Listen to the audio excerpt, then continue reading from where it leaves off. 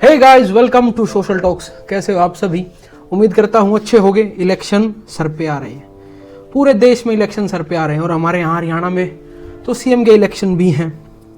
तो क्यों ना वोट करने से पहले जो पिछली सरकार रही हमारे देश में, जो सेंटर गवर्नमेंट रही, उसने क्या काम किए, क्या जो वायदे किए थे वो पूरे हुए हैं या नहीं, और उस एनालिसिस के बाद ही आप सभी को किसी एक अच्छे कैंडिडेट को, किसी एक पार्टी को वोट करनी है। एक ही पार्टी को वोट कर सकते हो आप ऑब्वियसली। तो शुरू करते हैं। हम सभी जानते हैं पिछले 10 साल से बीजेपी पावर में है, भारतीय जनता पार्टी पावर में है। प्रधानमंत्री हैं हमारे श्री नरेंद्र मोदी जी। दोस्तों, 2014 के बीजेपी के मैनिफेस्टो में ढेर सारे वादे किए गए। उन वादों की लिस्ट आज मेरे पास है, और अगर किसी को डिटेल्ड मैनिफेस्टो पढ़ना है तो उसका लिंक मैंने डिस्क्रिप्शन में डाल दिया है। उस लिंक पे क्लिक करो और पूरे मैनिफेस्टो को पढ़ो, और पढ़ने के बाद देखो क्या वो चीजें पूरी हुई हैं।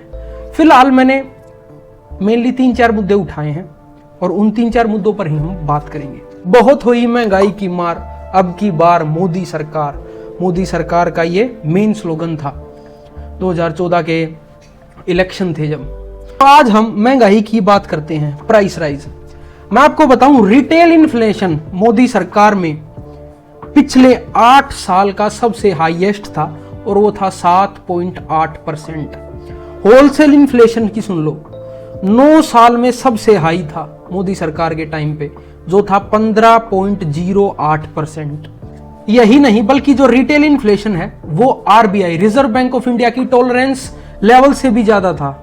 आरबीआई ने एक टॉलरेंस लेवल सेट कर रखा है महंगाई का कि अगर इससे ऊपर महंगाई जाती है तो हमारी बर्दाश्त के बाहर है।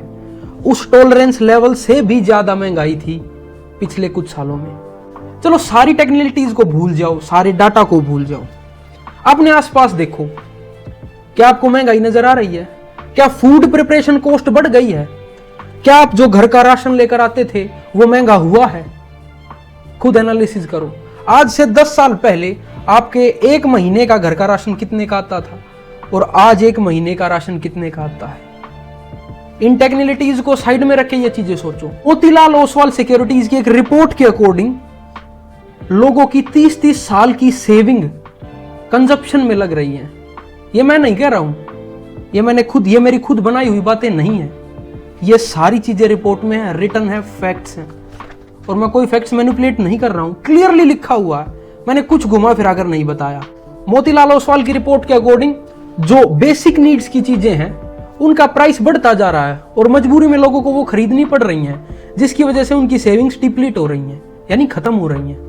बहुत सारी रिपोर्ट ये कहती हैं कि मोदी ईयर्स में इनइक्वालिटी और पुअर्टी दोनों बढ़ी हैं। तो क्या जो 2014 के बीजेपी मैनिफेस्टो में महंगाई को लेकर बातें की गई थी, महंगाई को लेकर जो वादे किए गए थे, क्या वो पूरे हुए हैं? आप अपने आप से पूछिए। अगर आप अपने आप से नहीं पूछ पा रहे हैं तो डाटा उठा लीजिए, डाटा आपको बता देगा। दूसरा मुद्दा और बड़ा ही क्रूशियल मुद्दा है एम्प्लॉयमेंट, रोजगार। जी न्यूज का एक इंटरव्यू में 2019 के इलेक्शन से पहले जी न्यूज का एक इंटरव्यू था, काफी फेमस इंटरव्यू है वो मोदी जी का।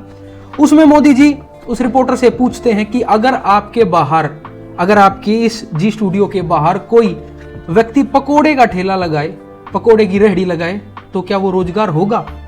और फिर जो हमारे खान सर हैं उन्होंने इनको ट्रोल भी किया कि वो रोजगार नहीं, जीविका होगा। बच्चों, जैसे ही ये इंटरव्यू आउट हुआ तो प्रोफेशनल डिग्री होल्डर्स थे कुछ लखनऊ के, उन्होंने इसके खिलाफ प्रोटेस्ट भी किया और एक नारा भी दिया, अच्छे दिन पकोड़ा शॉप। ये उस प्रोटेस्ट का नारा था, लेकिन मीडिया ने इस नारे को भी दबाया, कवरेज ही नहीं मिली।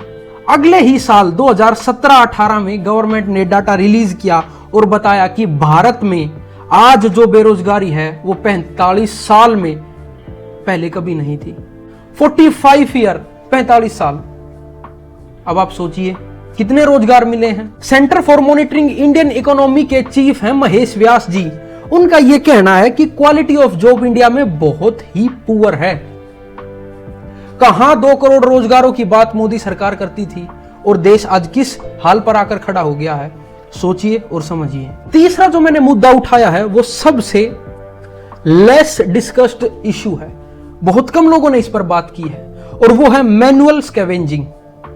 इसका मतलब क्या है इसका मतलब जो लोग अपने हाथों से सीवर साफ करते हैं, अपने हाथों से सेप्टिक टैंक को साफ करते हैं। बीजेपी सरकार ने यह प्रॉमिस किया था कि अगर हमारी सरकार आई तो मैनुअल स्कैवेजिंग को हम बिल्कुल एलिमिनेट कर देंगे, इस इशू को ही खत्म कर देंगे। लेकिन मैं आपको बताऊं, 2017 और 2022 के बीच 330 लोगों ने सीवर और सेप्टिक टैंक साफ करते वक्त अपनी जान दी है।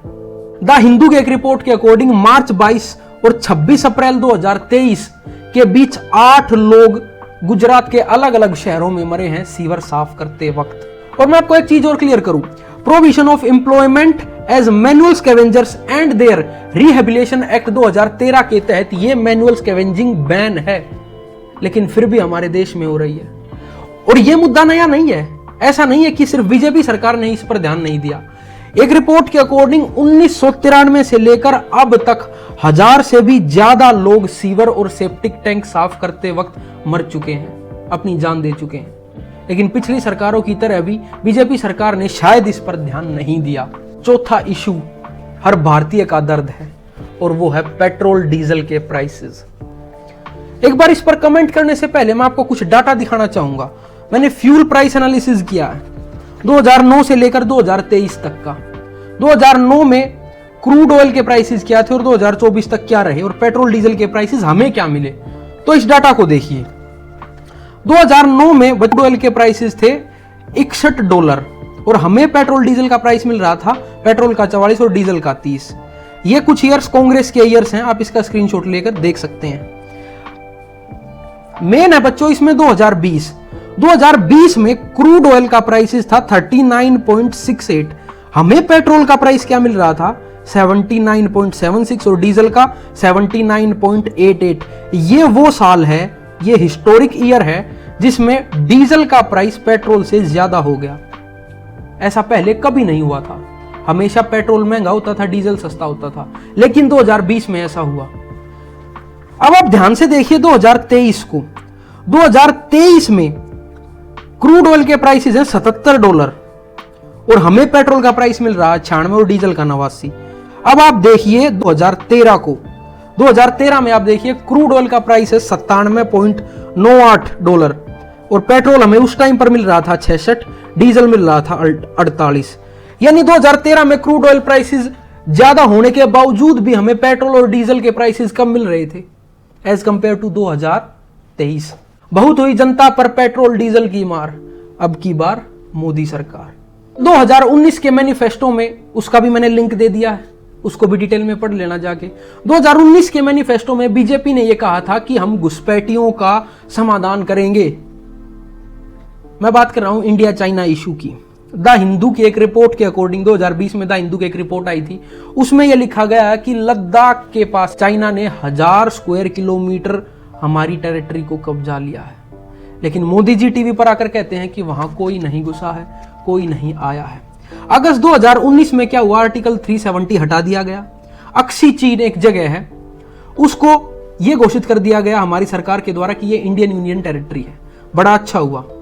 लेकिन चाइना भी क्लेम करता है उस अक्सी चीन को कि यह हमारा एरिया है, ना कि आपका। अब आर्टिकल 370 हटा तो इंडिया ने उस एरिया को क्लेम किया। उसका रिजल्ट क्या हुआ? उसका रिजल्ट हुआ इंडिया और चाइना के बीच तनाव और बढ़ गया। PLA जो चाइना की आर्मी है उसने इंडिया पर अटैक किया। पेंगोंग लेक पर 5 मई को अटैक हुआ, सिक्किम में 9 मई को हुआ, 15 जून को गलवान वैली में अटैक हुआ। लेकिन PM मोदी कहते हैं कि ना तो वहां कोई आया है, ना कोई घुसा है अंदर। ये बारीक डिटेल, अभी मैं आपको और बारीक डिटेल दूंगा। ये जो बारीक डिटेल मैं आपको देने जा रहा हूं, ये हमें नहीं पता थी। पता कैसे लगी? पता लगी सोल्जर्स की अवार्ड सेरेमनी, जो हमारे वीर बहादुर वीर जवान हैं, उनको अवार्ड दिया जाता है हर साल उनकी बहादुरी के लिए। तो ऐसी एक अवार्ड सेरेमनी ने काफी क्रूशियल डिटेल्स को रिवील किया। कैसे? नवंबर 27, 2022 को चाइना की आर्मी ने LAC को क्रॉस करने की कोशिश की और एक अटारी पोस्ट है उसको कैप्चर करने की कोशिश की, लेकिन हमारे जवानों के होते ऐसा नहीं हो सकता। जूनियर कमीशन्ड ऑफिसर है बलदेव सिंह, उन्होंने सिंगल हैंडेडली अकेले 15 PLA के सोल्जर्स को इंजर्ड किया और इस बहादुरी के लिए उन्हें सेना मेडल भी दिया गया। बच्चों, जब उन्हें सेना मेडल दिया तो देश बड़ा खुश हुआ और बड़ा दुखी भी। खुश इसलिए हुआ क्योंकि हमारे वीर जवान अपने देश के लिए शहीद होने के लिए तैयार हैं, हमेशा से ही हैं। और दुख इस बात का हुआ कि हमारे देश के प्रधानमंत्री ने टीवी पर जनता से झूठ कहा। बहुत पहले हमने एक वीडियो पोस्ट की थी जिसमें लद्दाख रीजन में चाइनीज लोग खुलेआम घूम रहे हैं। वहां के लोकल्स ने उस वीडियो को बना के सोशल मीडिया पर पोस्ट किया, लेकिन उस इशू पर भी कोई बात नहीं हुई। इस अवार्ड सेरेमनी के बाद जब चर्चा शुरू हुई, हमारे जवान हैं ये किसकी आर्मी को मार रहे हैं, किसकी आर्मी के साथ हाथापाई कर रहे हैं, बाद में उस वीडियो को यूट्यूब से भी हटा दिया गया, उस अवार्ड सेरेमनी को ही यूट्यूब से हटा दिया गया। अब तक इंडिया चाइना के बीच 28 राउंड की नेगोशिएशन हो चुकी हैं, लेकिन अब तक मुद्दा अनरिजोल्व है। ये कुछ मुद्दे बीजेपी ने जो 2014-2019 में उठाए थे, उनका क्या रहा, क्या उनका सॉल्यूशन हुआ और कितना बीजेपी ने इस फील्ड में काम किया, चाहे वो एम्प्लॉयमेंट है, फ्यूल प्राइसेस हैं, प्राइस राइज है, इंडिया चाइना इश्यू है, मैनुअल स्कैवेंजिंग है।